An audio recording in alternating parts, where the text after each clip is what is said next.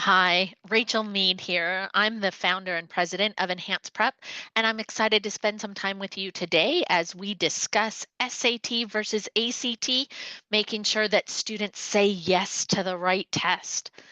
Couple things that I do need to come through and emphasize with regards to these exams is yes, while they do test content, that is only a small portion of what they test, and they really speak their own language.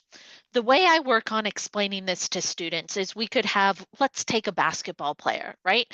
They typically have some really good cardio and endurance in place. They've got some strength, they've got some speed, some jumping abilities. There's lots of athleticism that comes into play in terms of their performance. But if I were to pass them a rugby ball and pat them on the back and say, go have a great game, it's going to be more challenging because they don't necessarily understand the rules, the goals, how you're going to play the game. And the same thing happens when we work on translating what students do in school versus what students do on either the SAT or the ACT. So that's why it's important to come through and say, hey, we can't take scores personally our first time through the exam unless we've had somebody come through and help us translate what the questions are asking us to do and what the goals of these are. Couple of the other things that I want to make sure that we're emphasizing. Regardless of which test students are taken, less than 10% of all test takers have the ability to get through every question within the amount of time that they have.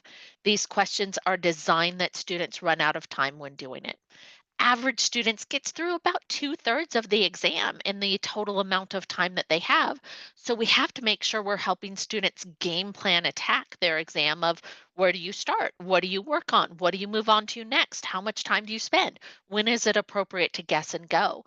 And by combining those three aspects, the content, strategies of getting through questions faster, and their game plan of attack, we have a great system in place that allows anyone to increase their standardized test score.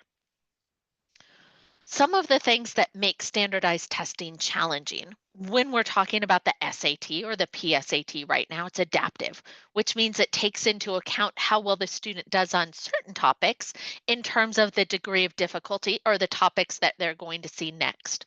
We also have our endurance and our phrasing and our trap answers that come into play. Psychologists are involved in writing these exams in terms of distractors that they're putting in here to get the students to go down a particular pathway or attractors of what makes an incorrect answer appealing to students. These tests are not written to demonstrate mastery. These tests are written to put students on a bell curve of how well they're performing against other students. And the vast majority of the time, they're not working on things that they have covered in school recently. So we've got a lot of rusty, dusty concepts we need to come back and freshen up for them as well.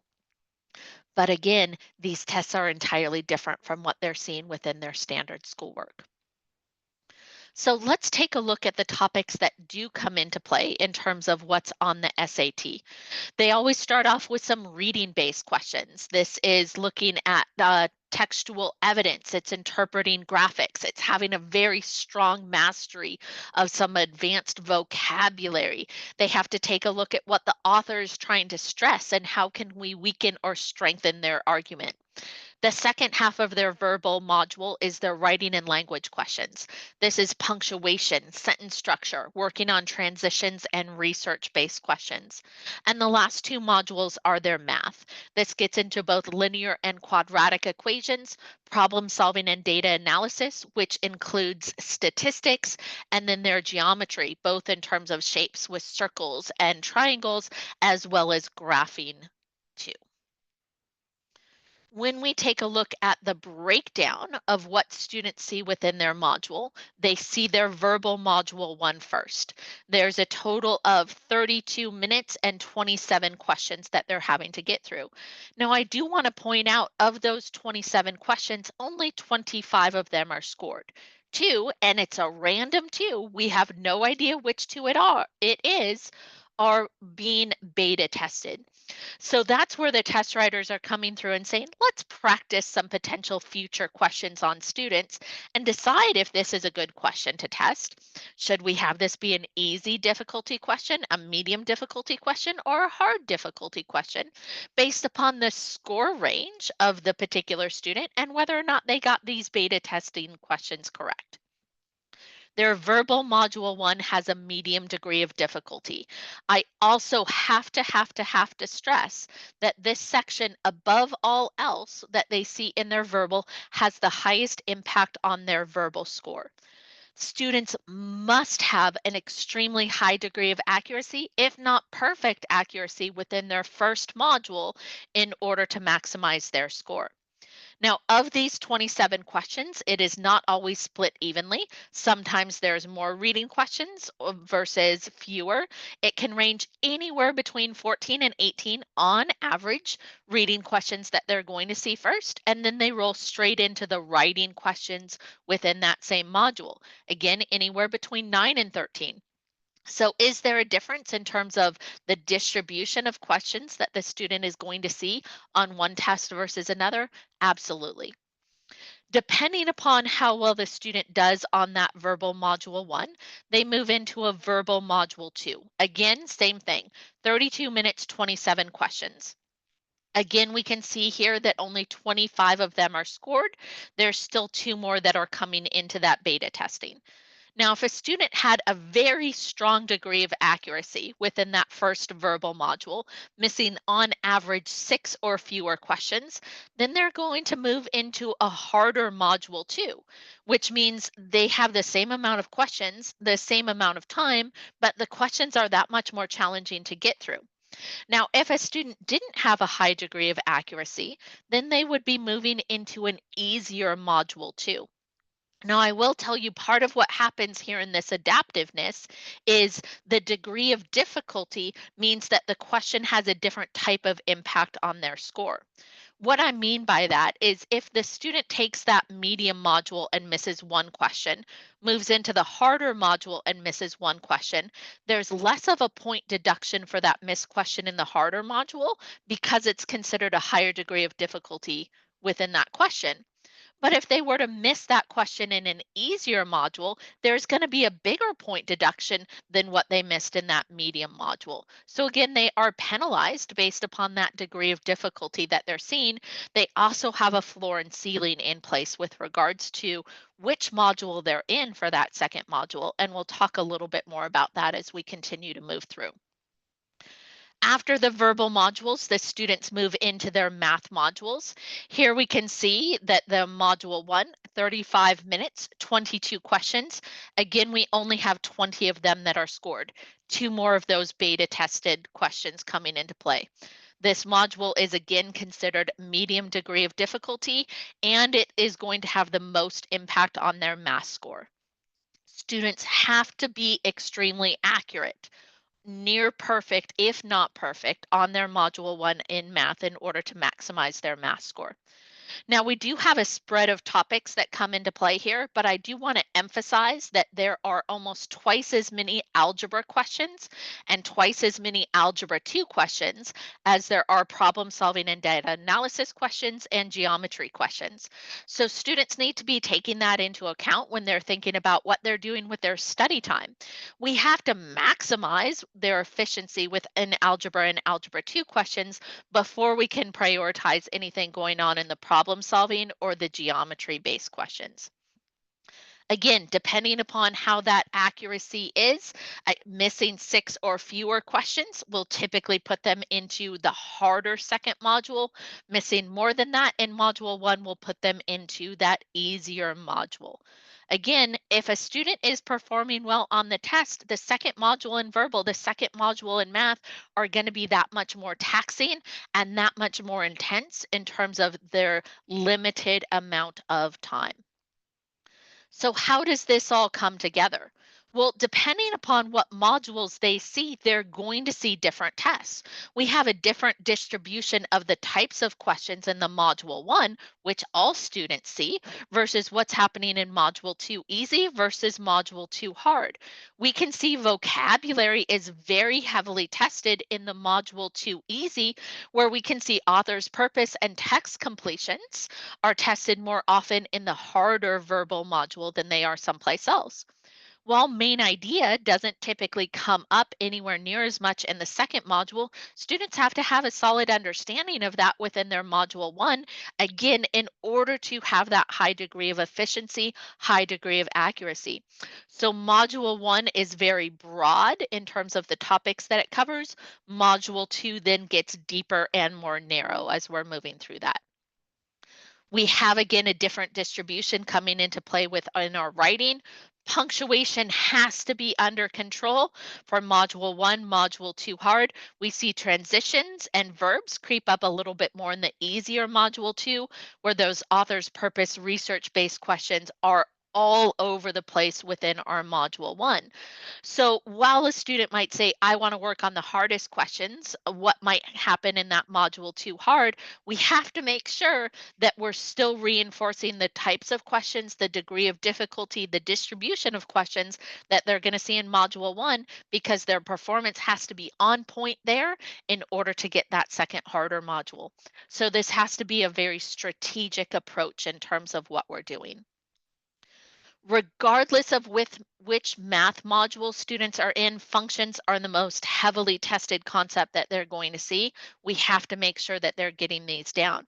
Other than that, we can see a broad range of topics that are coming into play here, because we're really looking at 3 to 4 years worth of math content that we're going to have to come back and make sure is on point for the students moving forward.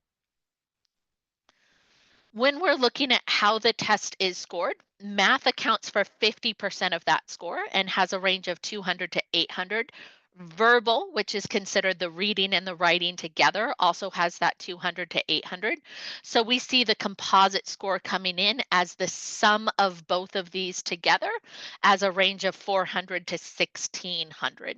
So again, composite score on the SAT is a sum total of their two different topic areas. Now, here's what I had mentioned a little bit earlier with regards to the floor and the ceiling. If a student does not have a high degree of accuracy within their module one and they end up getting placed into the easier module two rather than the harder module two, it is not possible for them to score higher than a 520 in their math, and it is not possible to score higher than a 520 in their verbal, which means even if they get every single question correct in that easier module 2 math and every single question correct in their easier module 2 verbal, they are not going to be breaking a 14, or I'm sorry, a 1040 as their overall composite. Okay, their ceiling is in place. That also means that they're not placing into the upper 50th percentile when we're comparing their test scores to all other students that test.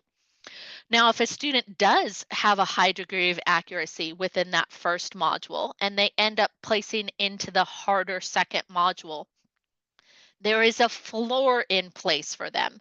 If they miss every question in their module too hard, their math score is still going to be a 460.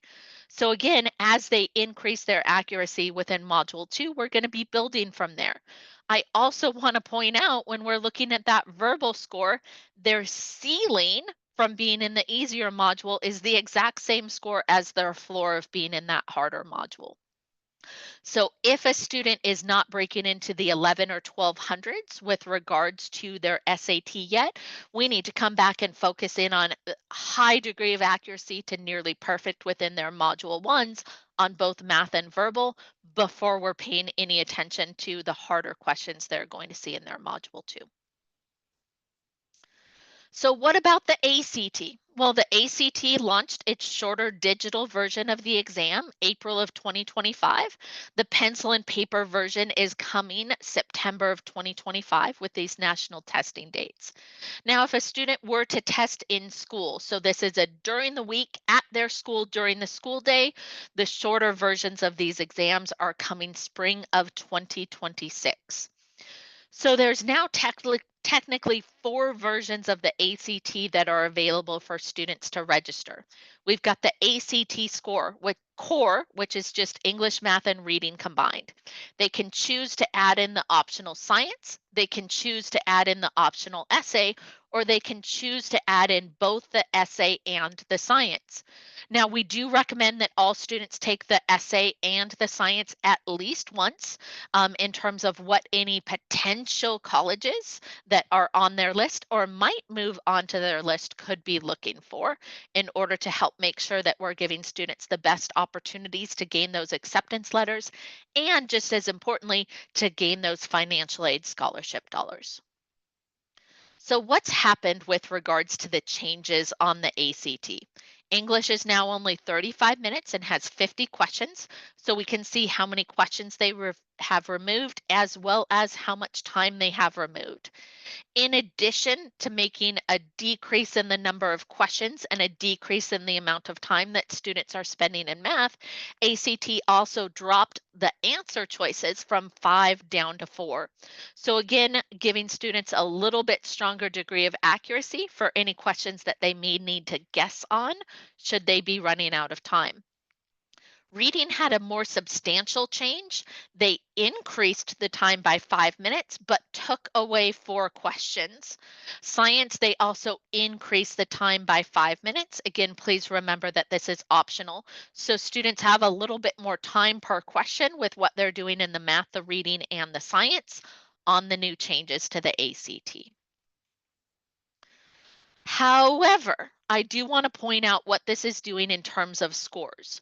Now, just like the verbal in the SAT had two beta testing questions, and the math in the SAT had two beta testing questions, the ACT is also beta testing questions, but it's a lot more substantial. So here, while they have 50 questions that they need to answer, only 40 of them are going to be scored. There is a random passage of 10 questions that's coming up someplace in this. They're not labeled in any way, shape, or form.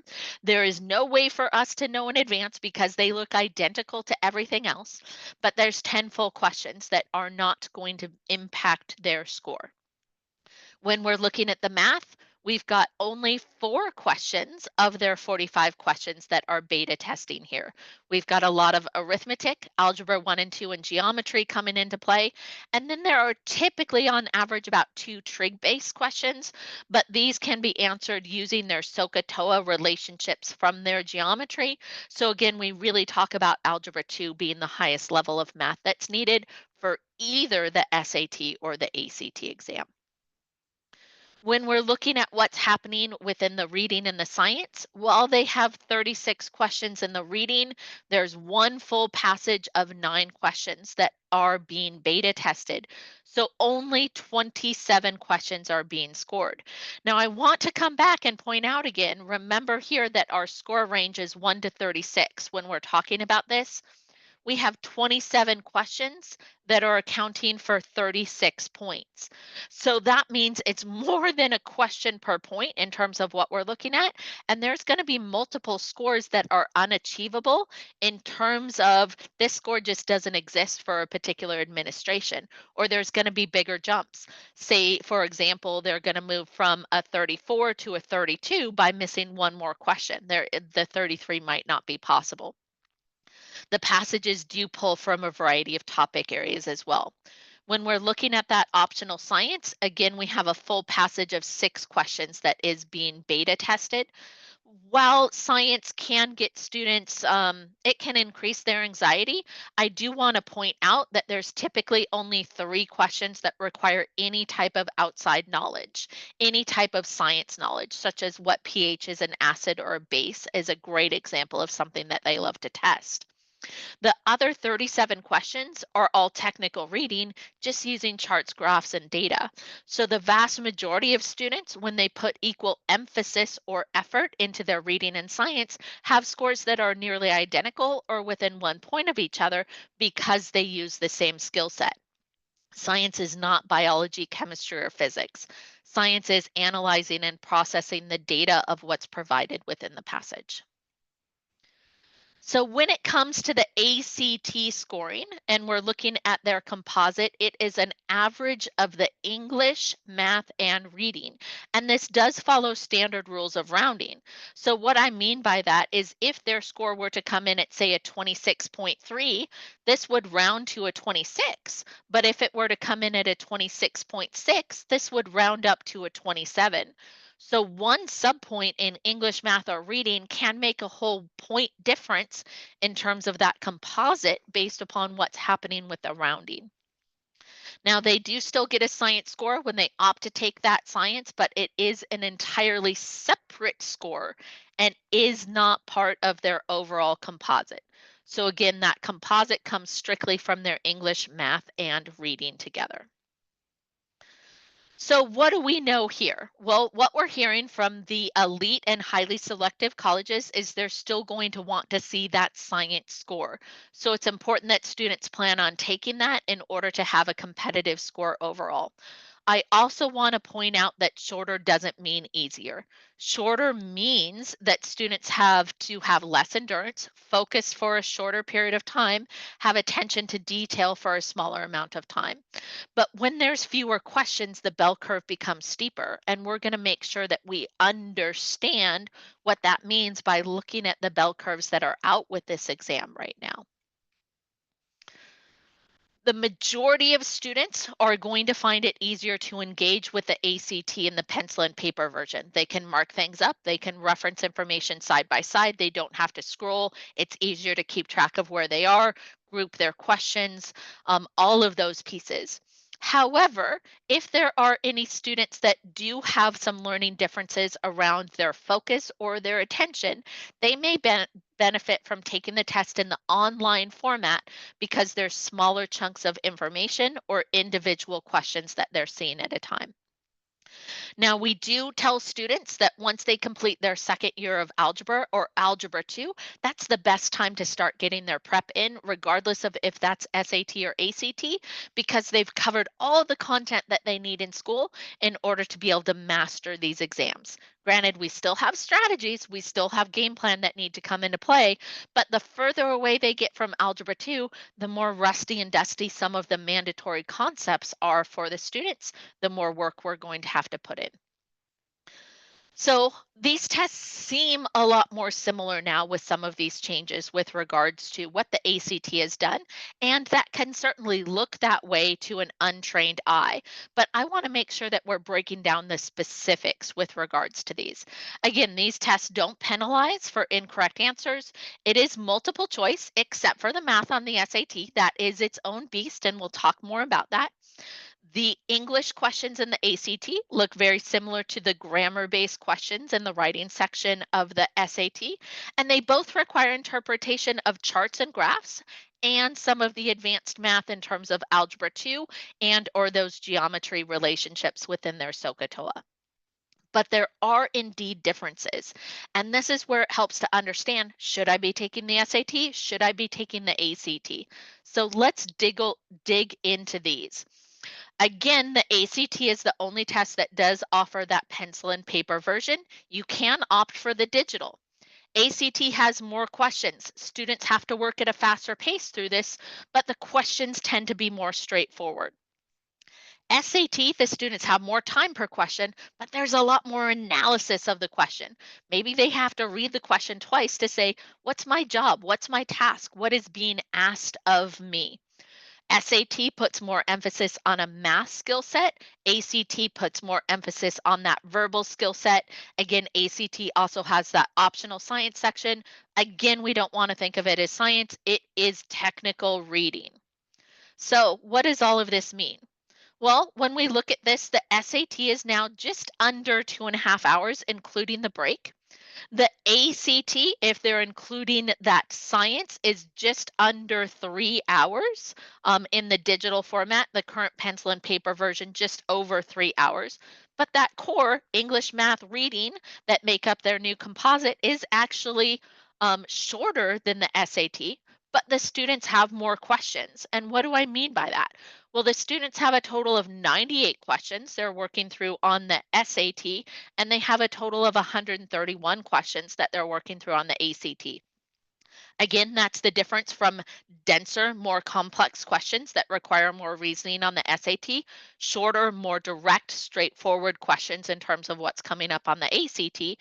But the students' time management makes a very big difference in terms of which tests they're going to be better suited for. The students' analytical skills make an even bigger difference between which tests they're going to be better suited for. Now, again, we have to remember that the SAT is adaptive, which means students don't see the same test. They must have that extremely high degree of accuracy of what they're doing in their Module 1 in order to raise the ceiling on their score to move into that harder Module 2.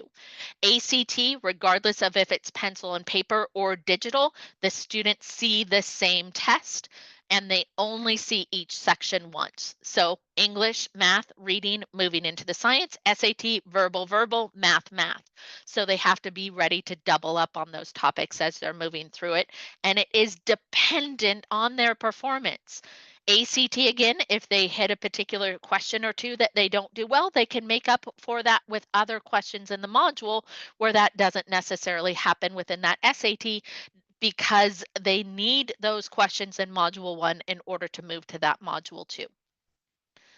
The impact of endurance makes a very big difference, right? We know the longer our brain and body are having to have that mental strain that comes into play of a high performance test like this, the student's math comes up at the end of the SAT. So that means when their brain is a little bit more fatigued or their body is a little bit more worn out, their math skills still have to be exceptionally sharp in order to maximize their score.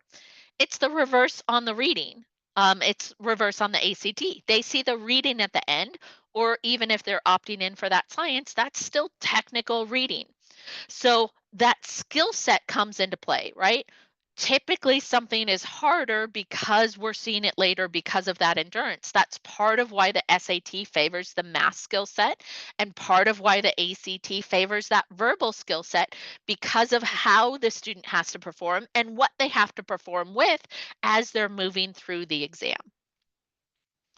When it comes to the math questions, again, SAT has 4 multiple choice answers, but we do have a series of grid in questions that come into play. These are free form response questions. So the student doesn't have any answers to choose from. There's typically 4 to 7 per module, which means 8 to 14 per exam. Now, some benefits of not having answers to choose from is they're not going to fall for a trap answer because they're not there in front of their eyes saying, look at me, look at me. On the flip side, if they're not quite sure what to do, they don't have a process of elimination that they can do within the answer choices, and they have no way of checking, does this answer that I just got on my computation or my work even show up as a potential? So again, part of why the math students are favored or the math skill set is favored within that SAT. Within the vocabulary, SAT has a full set of vocabulary-based questions at the beginning of each verbal module. They really look at multiple meanings of words. The ACT has fewer vocabulary-based questions, and it normally has a direct definition that they're able to get using the context clues of how it shows up within the passage. Charts and graphs show up in the SAT reading as well as the SAT math. So they're going to see charts and graphs in all 4 modules that they take. ACT, they're not going to see any in the English. They're also not going to see any in the reading. They show up within the math, and they definitely show up heavily within that optional science section as well. Essay again, no longer part of the SAT. It is optional in terms of the ACT students. For any ACT students that have taken an AP course or an AP exam, the essay on the ACT is going to be extremely easy compared to what they've already prepared for, and it's going to be an issue relevant to those high school students. We do recommend that ACT students take that essay at least once with an average score of 6 or higher, because there are colleges that are going to want to see it. When it comes to the scoring, and this is a big part of the difference, remember that when we're looking at the SAT, it is split. 50% of their score comes from the math, 50% of their score comes from the verbal. When we're looking at the ACT, we now have a split with that. It's 33% math and 67% verbal for students that are testing September or later or testing in that digital version. So we can see, hey, if I perform better on math questions, I should take the test where math counts for more of my score. If I perform better on verbal questions, I should take the test where verbal counts for more of my score.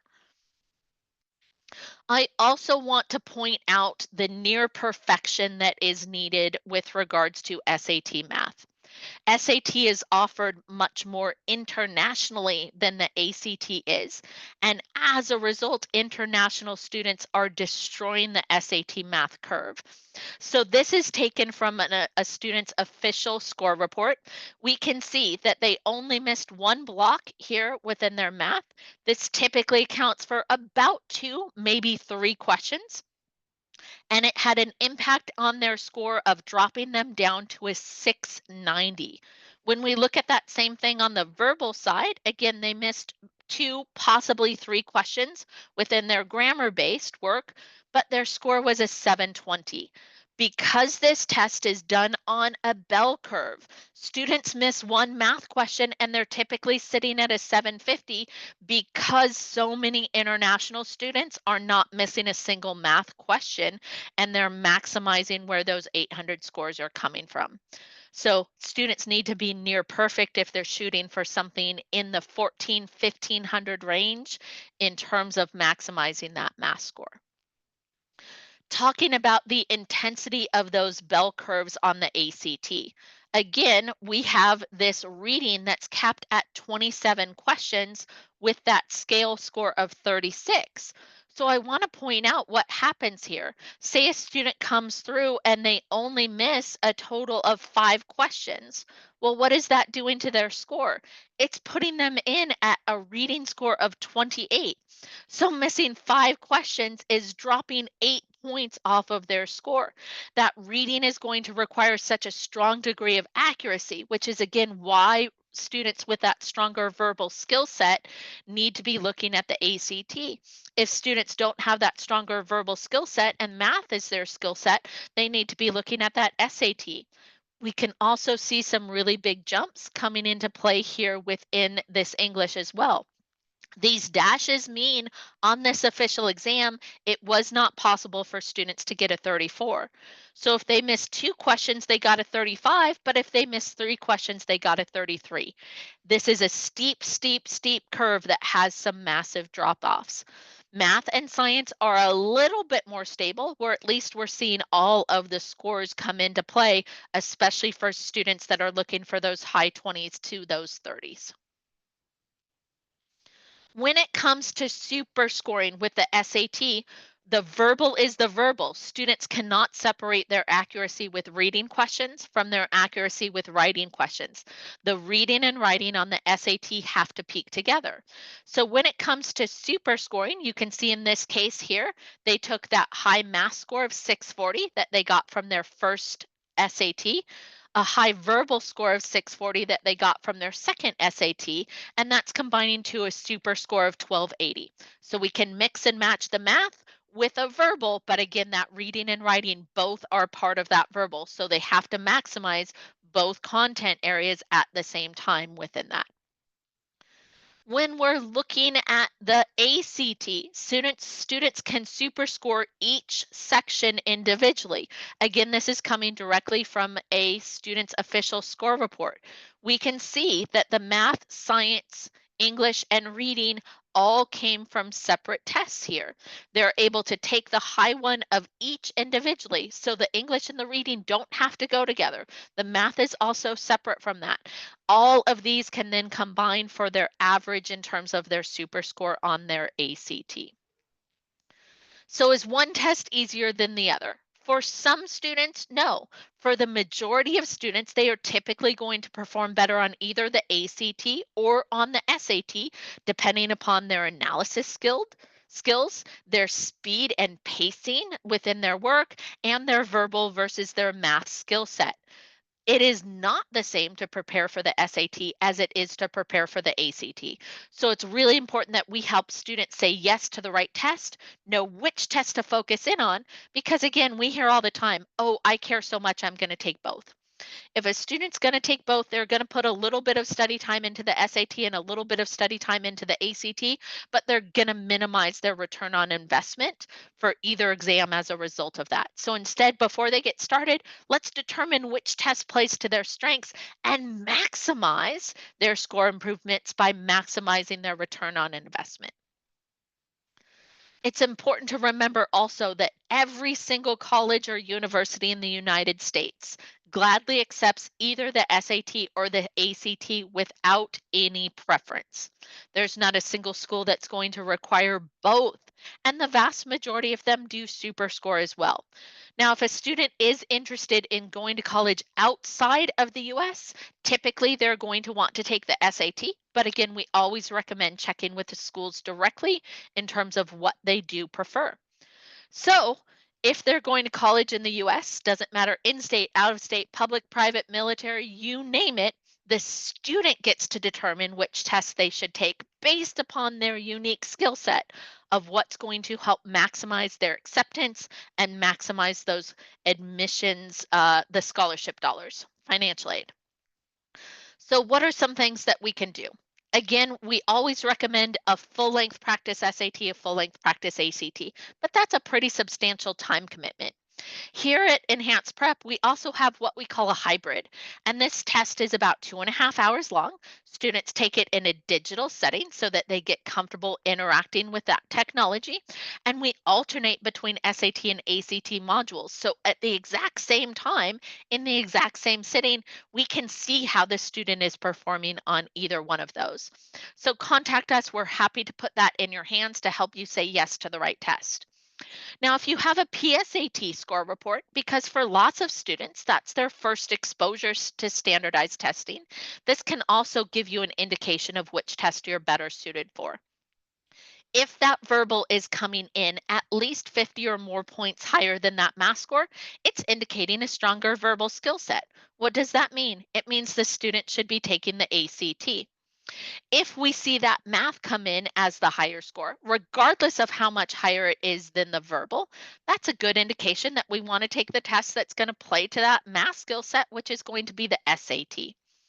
If the student is coming in with a composite of 1250 or higher, that typically means that the SAT is going to be a better test for them because their brain aligns with the way that the SAT is asking those questions.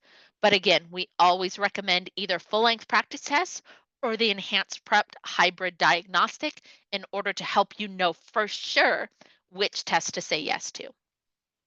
Some other things we've got here that can help you out. We do offer free workshops. You can always find those on our website. If you're going to be coming through and preparing for that SAT or ACT, we have a couple review sessions before each official exam. If you need some more time working on your algebra or your punctuation or your reading comprehension, we have some super reviews for those as well. Parents, join us for some of our information sessions. We also have some great emotional wellness test anxiety workshops. We have some great college admissions partners that come on board and help with some college admissions events too. So you can find our free workshops on our website. We do update that monthly, so make sure you bookmark it and check back in on those. We also offer GRE and GMAT events as well. Here at Enhanced Prep, we believe in exceptional curriculum that's going to mimic what students are doing on the official exam. Our instructors have a minimum of 5 years of tutoring experience before joining us here and complete a very intensive training program. And parents, keep in mind that we love to fill you in every step of the way with transparency of progress. You always have access to recorded sessions from your students, as well as detailed notes of what's happening during those sessions. We invite you to join us for parent update meetings after every official or practice test that the student's doing, so you can engage directly with the tutor to ask questions as well. I talked a little bit about this before, but I did just want to come back and emphasize this for you again. There's three things that have to come together in order for a student to maximize their score. They need to know their content. What are their punctuation rules? What are their geometry formulas? When it comes to strategies, this is how can we help the student get through the question faster without sacrificing their accuracy? And then again, that game plan. Where do I start in this module? What do I do? How much time do I spend? What do I move on to next? When do I guess and go? All three of these pillars must come together in order for a student to maximize their score. And it's what we work on a regular basis, whether you're taking one of our group courses or participating in our one on one customized tutoring programs. So now you should be asking three big questions. Which test do I take? What's the right testing timeline for me, and what's the smartest way for me to prepare? So, again, if you're still not quite sure what test to take, we are here to help with that. We can give you those diagnostics. We can give you that hybrid, especially if we're in a time crunch and we need to get started right away. Here's a QR code. Go ahead and please scan this. You can sign up for our newsletters. This gives you updates like what else is changing in the world of admissions? What else is changing in the world of standardized test prep? It also provides you great newsletter articles from our team on relevant topics and keeps you up to date on those free events. So again, my name is Rachel. I'm the president and founder here at Enhance Prep. Here's our customer service email, advisor@enhanceprep.com, or give us a call, 323-433-9775. Raise your hand and say, help. I want to help my student say yes to the right test, or I'm ready to take that hybrid diagnostic and take a look at both SAT and ACT questions together so I can say yes to the right test. I appreciate your time, and I look forward to welcoming you to part of the Enhanced Prep family as we help turn your reach into reality.